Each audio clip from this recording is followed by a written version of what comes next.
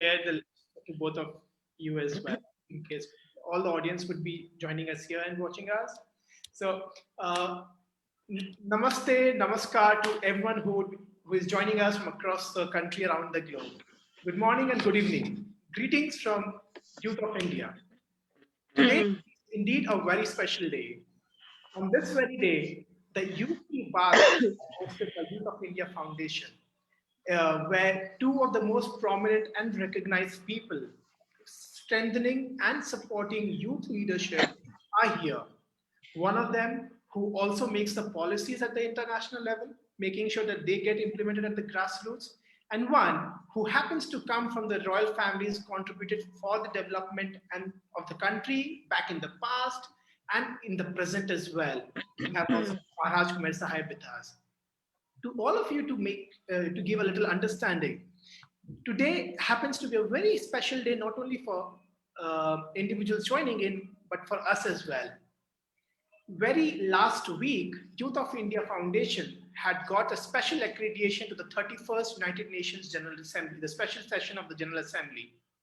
And since then, this is the first session that we are hosting. I would also like to thank Hawa for helping us with the accreditation and for always supporting us with our works internationally. Hawa Diallo began her United Nations career in 1986 with Department of Public Information, now Department of Global Communications in New York, where she worked with various public information capacities.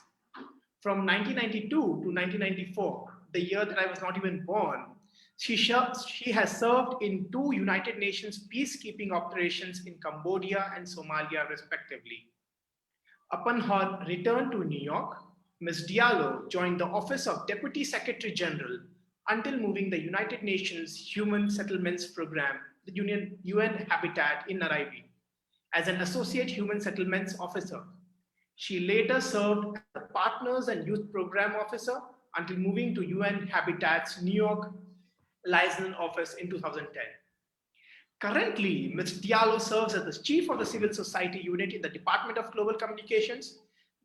Ms. Diallo, and where she coordinates with the United Nations and civil society partnerships and youth engagement activities from across the world.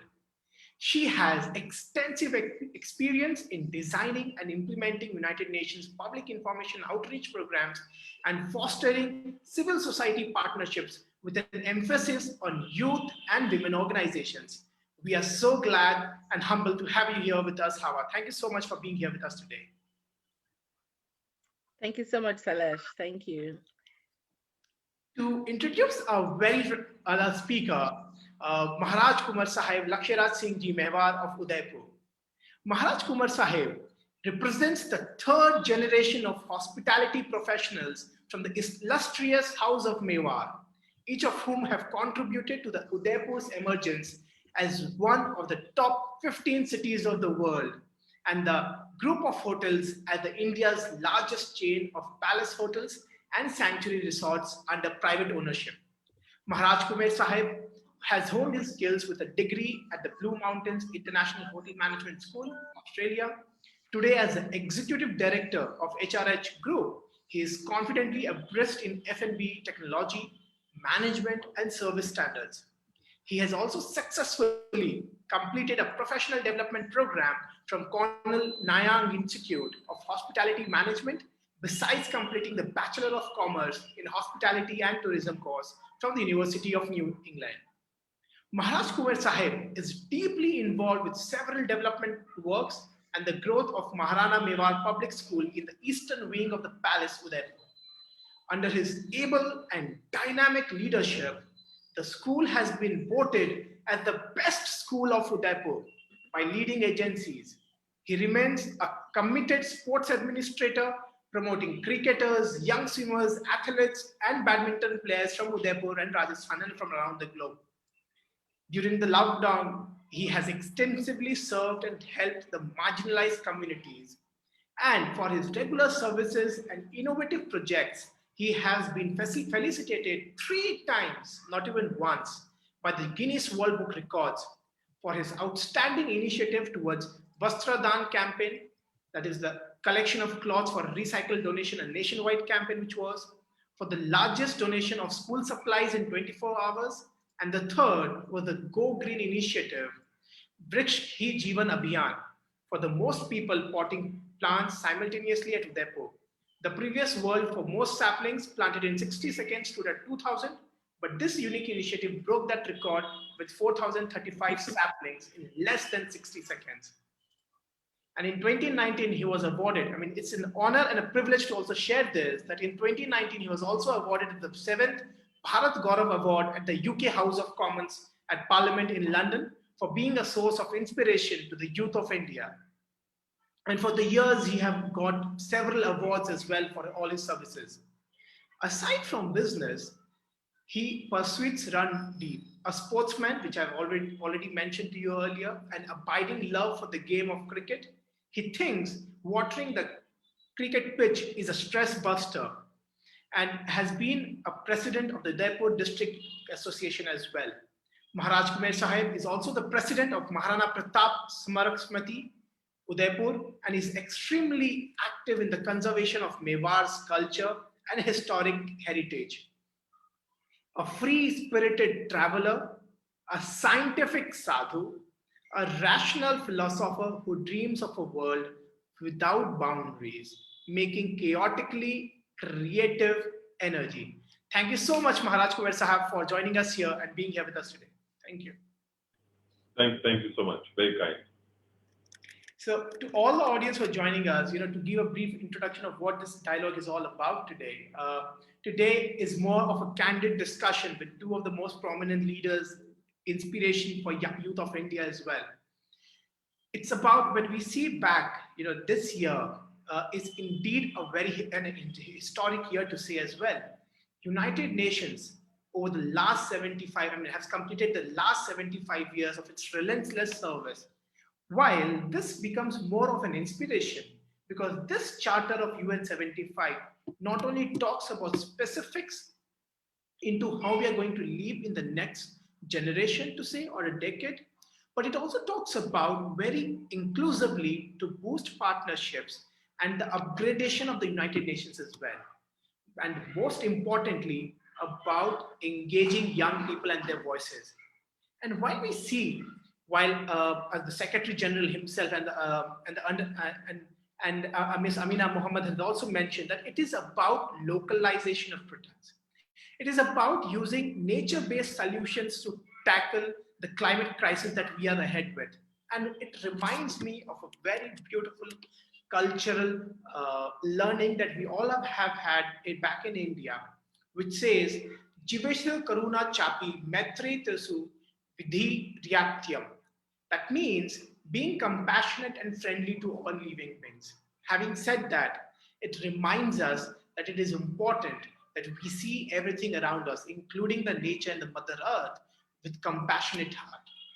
And that is why I think today, more than ever, even when very recently the Prime Minister of India has talked about Atmanirbhar Bharat or the going vocal for local, it is exactly in the same lines that the United Nations have been talking about, to bringing up the local products to global solutions.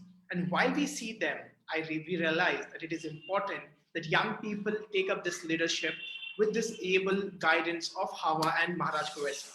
So without much delay, I would jump into our discussion with both of them. And I would first request Maharaj Kumar Sahib to quickly share maybe his thoughts, and then we could go for Q&A. I would certainly urge the lady to go first, my humble request, and then I will certainly come. And that way I can steal some of her brilliant ideas, because I'm sure I won't have any of my own. So, it'll just help and make my job easier, which I thought we did have a deal between all three of us. So I hope we stick to it.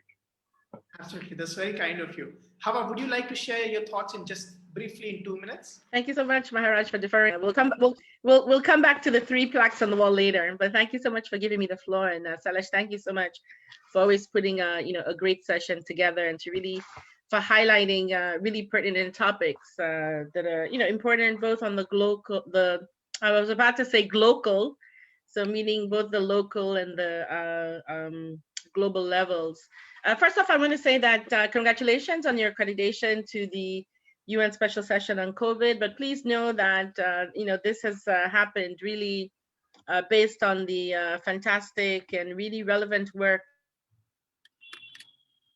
that Youth of India is doing, not only climate action and climate change, but really on a variety of other fronts. So congratulations, and we look forward to welcoming you and Youth of India to additional United Nations platforms. So for me, my purpose at the United Nations, I think always has been to put people first, really making sure the work that we do in whatever office I find myself is people centered, and again taking a special emphasis on young people and the potential that they have and the dynamism that they also possess to bring in fresh ideas and innovation, but also making sure that whatever we do is intergenerational, that young people are not doing this alone, although they do have the leadership, but working along allies, along partners, whether it's people like me from the United Nations or people like the Maharaj, or even within your own family. Now, you were mentioning in terms of just the importance of using local resources, local skills, and that very much, as you say, is an important factor in the work of the United Nations. Across the UN system, some 40 organizations put a focus on grassroots engagement. You have specific engagement with indigenous peoples. You have engagement with small-scale farmers, with traditionalists, with herbalists. So really looking at the local populace as an engine that drives the work of the United Nations, but more importantly, that drives development and sustainability within the respective countries around the world.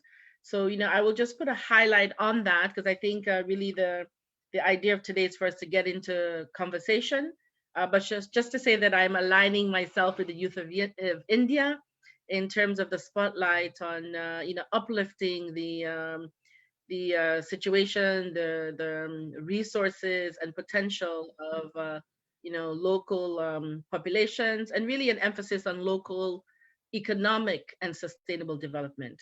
So I'll pass it over to you, Sailesh. Thank you for giving me the floor. Sure, thank you so much. That really, reminds us that how important it is to use the word local, and that is exactly what you're going to take away. Maharaj Kumar Sahib, would you have something to share, just briefly, and then we can go for Q&A? I think it's lovely. It's a great honor, first and foremost, for me to be able to be there on this group with the three of us and everybody that is coming in live through our current platforms and through Facebook. So thank you so much first for having me and making me a part of this family. I'm indeed touched, honored, and I hope I am able to do justice, and that we're able to talk something which is going to be relevant and also which is going to be actionable by the youth and the people that are going to be listening to us, and hope they're inspired to do something. Sure. Thank you so much, Maharaj Kumar Sahib. You are always humble and always gives a platform for others to join in and learn. So, Maharaj Kumar Sahib, we would have something for you. For you, could you please share more about the legacy of the palace and the house that you come from, its past, and the contribution of the palace for the nation building, even in today's context? Well, we've been floating on this planet for roughly about 1,500 years now. So my father is the 76th generation of our family. So we are truly and very blessed to be able to serve in this capacity that we have been for as long as we have been. So which we're really privileged for. And I think the idea is to really be able to see things in a certain manner. So one thing that I have derived and understood of my own understanding of these 76 generations, how we have been coming through, the service that we have been doing as a family together, the idea has been predominantly to be able to go through life, and not to be able to go through life. The idea has been to be able to grow through life. So it's just not about every day that you are ticking boxes, just doing things because you are responsible for something. That's not really been just the objective to be able to go every day. And if you're not going to grow, and if you're not going to grow all together, then it doesn't make sense. So that has been the one biggest takeaway in terms of when you talk about a legacy, when you talk about a particular family, and the history and the work that we've been able to trace back for as long as we have been able to trace back. I think this is one certain thing that is exceptionally important. The second thing that I certainly mention is that in this life, everybody wants to do something of permanent value, which is great. But we always need to remember that this is a temporary phase that we are all going through. We are here for a journey. And in that, if we can aspire to do something of permanent value in a temporary life, is, I think, a great achievement, a great goal to be able to have.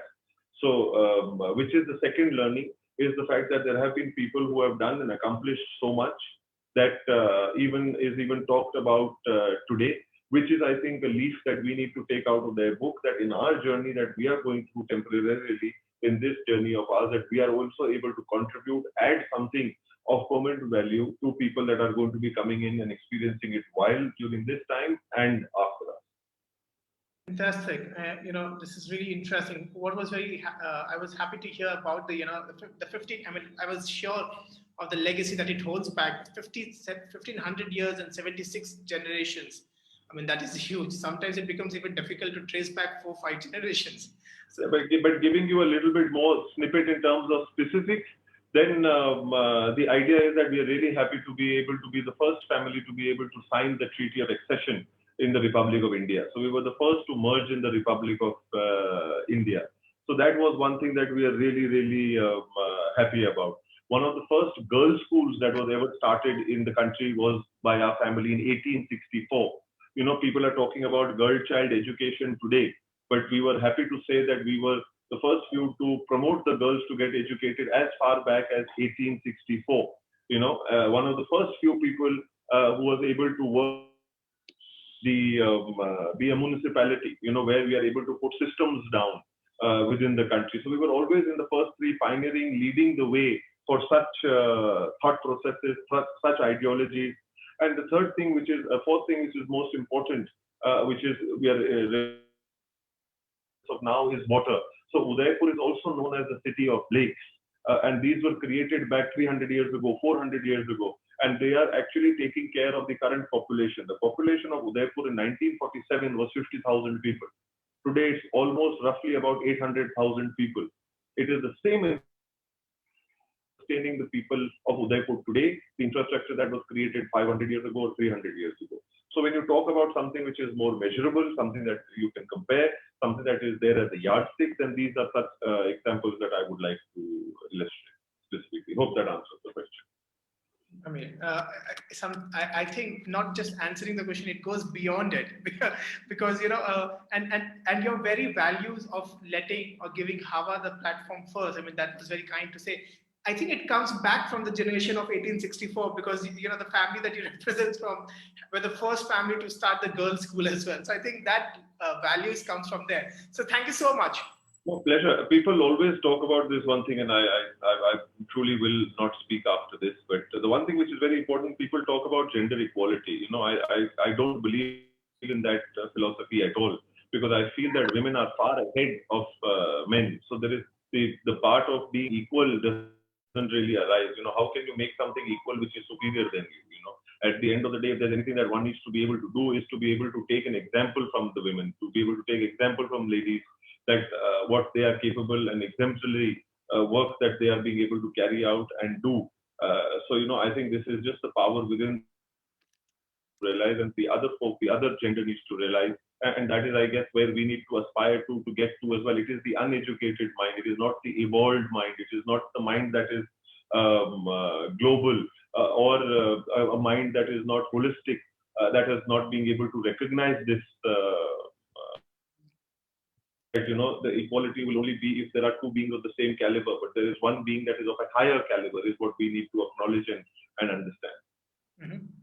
Fantastic. Thank you so much, Maharaj Kumar Sahib, for all the values that you represent and you stand for. How, just coming back to you, would you like to share your journey with us, with all the young people who would be joining it, starting from your ground activism to your leadership and service in the United Nations as well? Sure. Thank you so much. And Maharaj, thank you for that rich history of leadership and giving back to community. That's something that really resonates for me. I mean, currently I live in the United States. I would say I'm a U.S. citizen. I grew up mostly here, but my formative years were in Sierra Leone, my country of origin. So for me, I mean, I come from a family of, don't want to use the word politicians, but I guess public servants. And I think as a young person, you know, I probably always saw, I think about this now and it's very interesting. I always used to see a lot of people in my family home, you know, lots of dinner parties, receptions, not quite understanding what that was. I think for me, it was probably just, you know, a nicely laid table with good food and the warmth of people. But I think I was being exposed a lot to the art or to the need to give back to community. As I mentioned, my parents, mostly my father, was in public service in Sierra Leone. And my family came to the United States because of work he was doing at the United Nations. He was appointed by the government as the ambassador of Sierra Leone to the United Nations. And in actually coming to the United Nations, you know, working in what was then called the Department of Public Information, I mean, I was, I guess, proud to see pictures of the history of the independence of Sierra Leone and how they came to be a member of the United Nations. I think it was 1960 or 1961. And, you know, my father, amongst other distinguished government officials of Sierra Leone, raised the flag of the United Nations. That's something that makes me very proud. And one thing I can say is I never really thought I would work for the United Nations. I mean, I grew up here, went to school here. Although I was exposed to it for, you know, my young life and young adult life, it wasn't really an option. It's after I graduated from college, and I guess like most people, I wanted to loaf around and do nothing. And then my mom sort of gave me the African eye, as we call it, which I understood. I think you better find a job. So somehow I ended up going for an interview at the United Nations as a tour guide, and I got that position. And really, the foundation of everything I understand about the UN, really, I got from that job, where I worked with 60 other young people. You know, I had just graduated from college 2 weeks, so I was 21. And once I got there, I was like, wow, this is a place. I like this place. I like this feeling, and I think, you know, I wanna be there. So I mean, as you said, I worked in various places in the United Nations, and really just getting that experience of the field appreciation for the UN and the headquarters appreciation. And the one thing I can say is wherever I went, my work always focused on, even if I was, I don't know, economic affairs officer, somehow gender empowerment, women's empowerment, and youth leadership always ended up on my portfolio. So that's, you know, I think when I first really started understanding and taking in appreciation and really learning about inequalities and the need to build the capacity of different segments of society, women and youth included. So I don't really know if I can say I'm an activist, but at the core of my soul, I mean, these are issues that are dear to me. These are portfolios that I always pull into wherever I find myself, and really work really very diligently to raise the voices, you know, of these particular constituencies amongst others. And I think for me, the whole idea is to not only bring these constituencies into the United Nations, but whenever I can, to make sure that the United Nations and myself are actually meeting these people, you know, at their respective tables. So for me, that's very important in the work that I do. And I have to say, Salesh, you had asked me, you had given me the permission to share this link with some of my youth supporters and some of my NGOs. I see some of them coming in and out of the session, so I hope that is okay. But these, you know, for me, it's a family. So these are people that I have gotten to know over the years. These are people that I support and that support wholeheartedly the work of the United Nations. So for me, the United Nations is at my core. I believe in the principles of the UN in the Charter. I always have a joke that I tell sometimes is that I can remember when I was in, I guess what would it be, class 5 maybe, or maybe 4 or 5, class 4 or 5, and a young boy asked me to come to the playground in school and to help him out because he was being bullied. And for some reason, he thought that I would be able to beat the other young boy up. So I mean, I don't know what I did. I did something anyway, and I fought for his rights. So I say that you can look at it in 2 ways. Either you can say I was a big bully on the playground, or maybe in class 4 and 5, I was already a human rights defender and I didn't even really know it.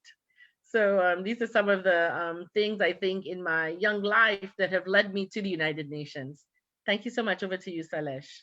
Fantastic, Hawa. I think the values that you come from. I think the the values that you've learned while you're growing up has really helped through all the services that you're doing. And exactly that you mentioned, DGC is like the family, and the works that you do supporting us beyond and out is always visible and is known to us.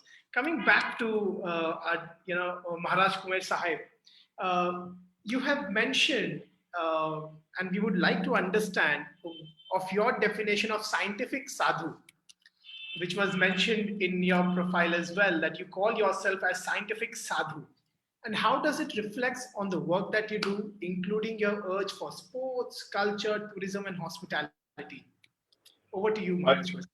I think what one needs to understand is that not get too literal with things. So the idea with scientific sadhu is that one thing is there that it's not something that I call myself, but it is certainly a representation of a journey of mankind. That, there was a time when mankind began from the Stone Ages, where there was no science whatsoever, but there was a lot of spirituality that existed. So we are basically talking about a journey of how people go through. So, right from being spiritual, where the world began from a certain process, is, in my opinion, in my understanding. And today, where we are at the epitome of technology and only further growing. Today, imagine doing this meeting through this particular process, being able to talk to lots of people through technology. So my idea and basic aim is to be able to project a particular journey and not a point. So that's what I talk about: paradoxes. I talk about journeys, and I try to collect it with mankind, in which I find myself a small part of the larger picture as well. So it's a representation of a journey on a ship, on a boat, where we are all going through a certain process. And for me, that best described was from a sadhu to reaching the moon. So there were a lot of things that we as humans or as mankind beyond geographical boundaries were aware of. Today, there are certain things that we are inventing, creating, talking about, discussing, making, manufacturing. But there was a time when this was all completely alien, not something that was known to man, something that one aspired to or dreamt of. But today, a lot of those sort of things from the past, from thousands of years ago, have become a reality. So what is that really depicting? It's really depicting a journey from a certain time till a certain time. So it's basically time infinite from sadhu to time infinite to scientific. Both these things don't have any limits.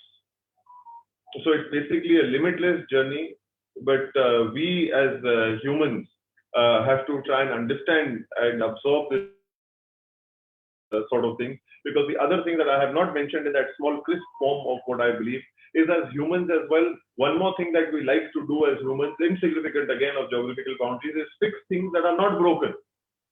We love fixing things. Give humans something which is perfectly in order, which is perfectly fine, working and doing its best. But we will always like to fix it, to make it do something better, or make it to try and do something different. So that's where my anatomy of being able to express the word scientific sadhu, and it's a work in progress. It will evolve. At this point in time, this is what I feel. This is what my thoughts are. And again, maybe you ask me this sometime later, I will add to this again. So, but this is certainly a part of a journey which we are all going through at this point in time.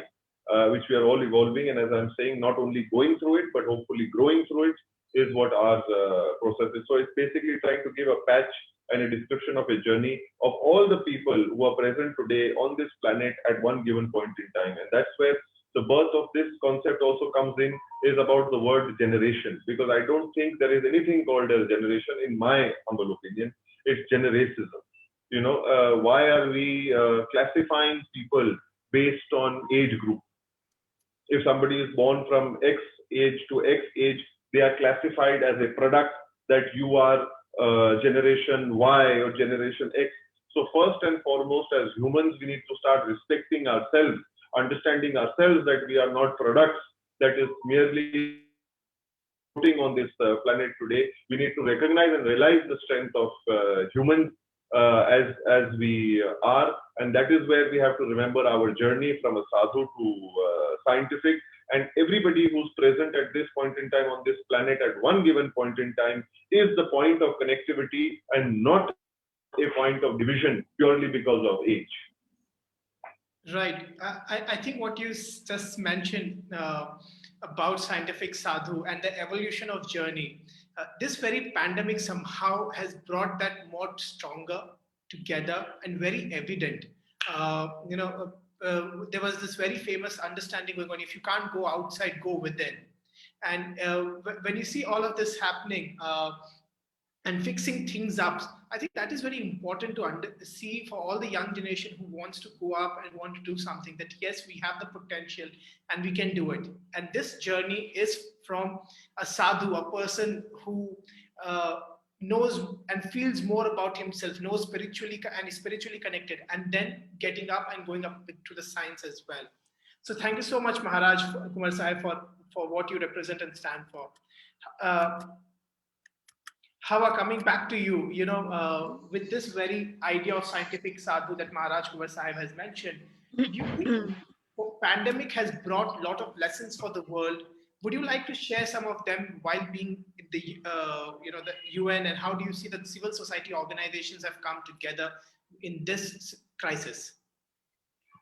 Thank you so much, Sailesh. I think that you've really kind of even hit the nail, on the head there. Coming together.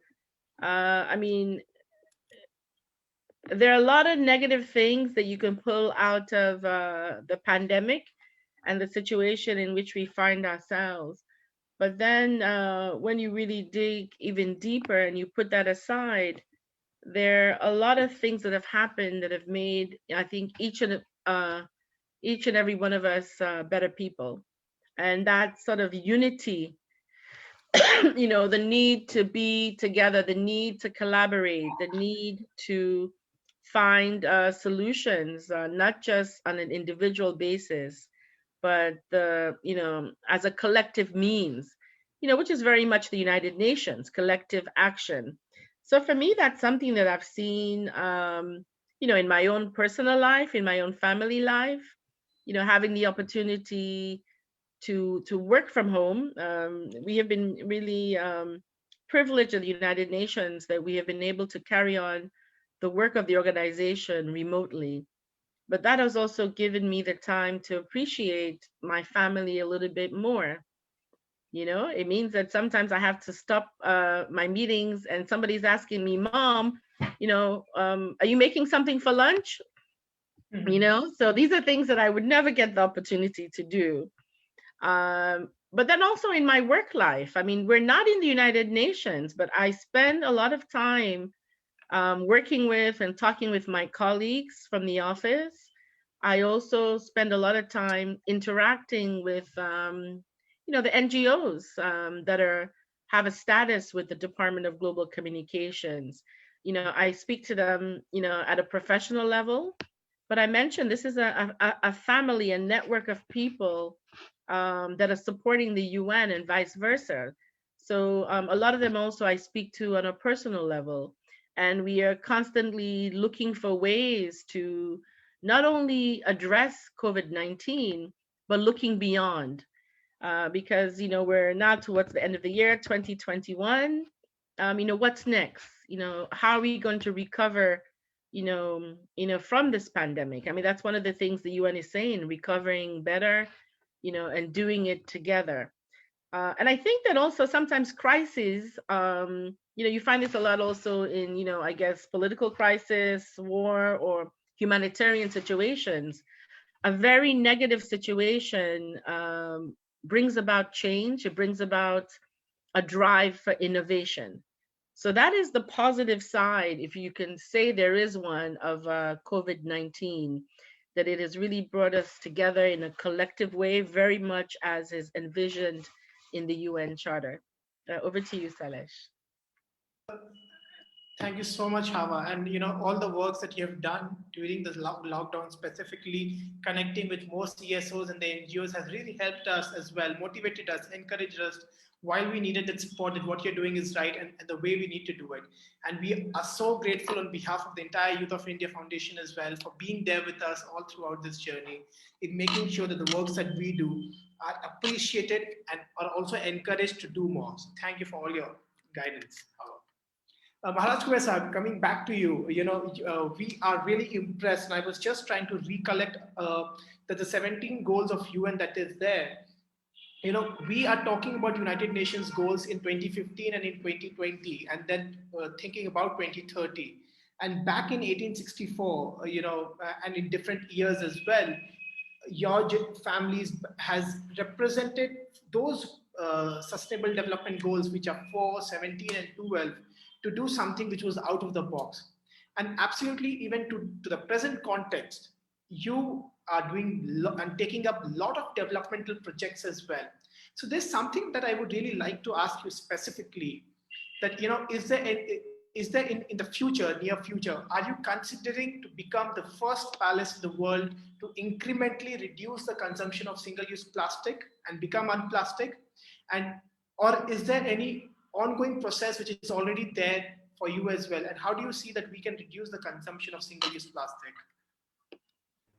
No, absolutely. There is no question about it that if we would like to reduce plastic, for sure, we've already started to use biodegradable replacements as of now completely in terms of our water bottles, our straws, because these were perhaps the most high usage plastic areas. For example, bags, water bottles, and straws. These were the three things that we had analyzed, that where is the maximum amount of plastic that is getting used. So these were the first three things that we have eradicated at this point in time. So they are biodegradable bottles.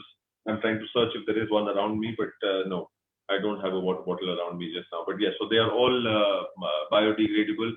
Straws have been converted into now recyclable paper.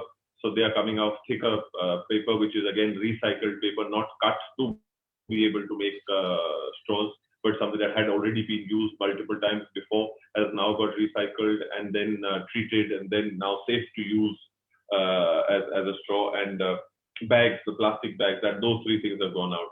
Is it an aspiration? Is it a dream to be able to be the first space here? I absolutely say that that is absolutely the goal, the objective to do so, not only in the premise itself, but I would like to say for the city of Udaipur, in the old city, and even if it is the state, we would certainly keep aspiring to higher the benchmarks, to extend this ideology and thought process, the use of the power of social media, to put these ideologies out there in the youth, to be able to encourage them, to be able to tell them, to be able to do so. Now there are so many things that come from the market which the youth sometimes brings during the pre-COVID times and all of that. The use of plastic within that had considerably reduced. They had all started to come out in paper bags, in recyclable newspapers, which are already being coming out. So a lot of those sort of things had and have begun to change, but there is still a lot more work that needs to be done. This needs to be penetrated and be spoken about a lot more. But I'm happy to state that these are the three things that we've been able to achieve, and we will carry on doing so till the time we are 100% eradicated of this. Maharaj Kumar Sahib, मैं चाहता था, and I wanted that at least in this answer, I can tell that I can avoid myself telling that, you are not inspiring. You are fantastically, fabulously inspiring. No, Because thank you. anything that we say or ask you about, you've already worked on it. I mean, I was just wondering if there's anything on any subject that you have not worked on, and I can say that, okay. So there's a long way to go. As I said, this is a temporary life to do a lot of permanent work. And I hope that we are able to do a lot of permanent work and leave behind. And at the end of the day, the biggest permanent work will be of intangibility of inspiration. So it's the intangible that we are able to leave behind. And everybody talks about what is it that is going to be in concrete, flesh and blood, or stone. Sometimes those are not the most strongest things to leave behind. But the strongest thing, in my particular opinion, is going to be a thought, an ideology, which can never be destroyed. Absolutely right. Even reminds me of a very beautiful poem by Robert Frost as well, and Rudyard Kipling, mentioning about how thoughts, human bodies can decompose and move on, but then it is the thought that carries on and keeps on, like the pollen grains as well. Uh, just moving ahead, just sharing about the Unplastic as well. Back in 2019, the Youth of India started this initiative, and today we are so happy to share that 200,000 young people across the country have also pledged to incrementally reduce single-use plastic. Like Maharaj Kumar Sahib mentioned, some of them must have reduced the consumption of straws, or other one wouldn't be using water bottles. And I think that is exactly where Youth of India also aspires to get 10 million young people to eliminate the usage of single-use plastic. So, Hawa, coming back to you on the same very thought, how do you see United Nations becoming more inclusive of the youth leadership and actions today than in after 75 years?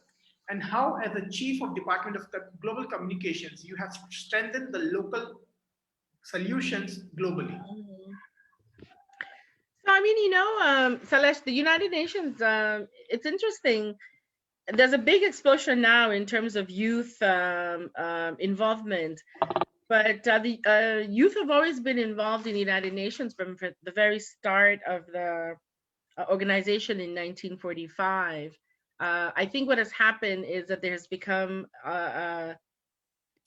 maybe a stronger realization and integration of youth voices and youth issues at the United Nations. I mean, in the 80s, I think, is when they had the plan of action for youth through the Department of Economic and Social Affairs. But coming into, recent years, the United Nations appointed the first ever envoy for youth under the Office of the Secretary General in 2000, I think 11 it was, Ahmed Al-Danhawi. And then we now have, Jayashma from Sri Lanka as the youth envoy. So I think the UN, and when I say the UN, I mean across the UN system, not just the UN headquarters, whether it's UNICEF, UN Habitat, WHO, or United Nations Fund for Population Activities. All these UN entities, UN Women, have a youth lens and a youth perspective. Many of them are either doing policy development for youth involvement and youth participation, or some may be doing specific projects to build the capacity of young people. Some of them are pulling young people in terms of the innovation and the fresh ideas that they offer to the work of the United Nations.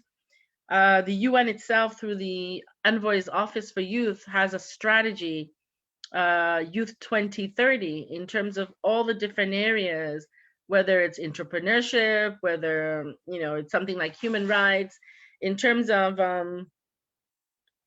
I guess, goals, achievement, indicators, and strategies through which the UN will engage and support youth capacity building. Now, in terms of, again, strengthening local situations, each UN agency, many of them have offices in various countries. And you always find that in the UN, you have a UN country team. Let's say in India, I think that team is in New Delhi. Right. And that team, brings together all the other different UN agencies so that they're working within UN frameworks, but also working within the frameworks of India. Mm-hmm.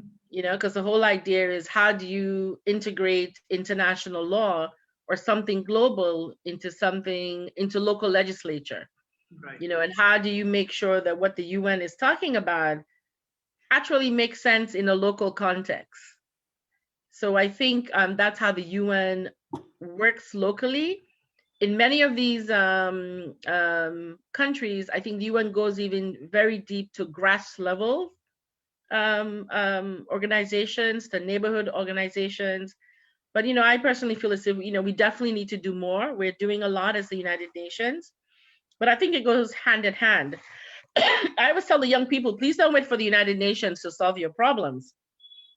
We as individuals and we as citizens also need to be accountable.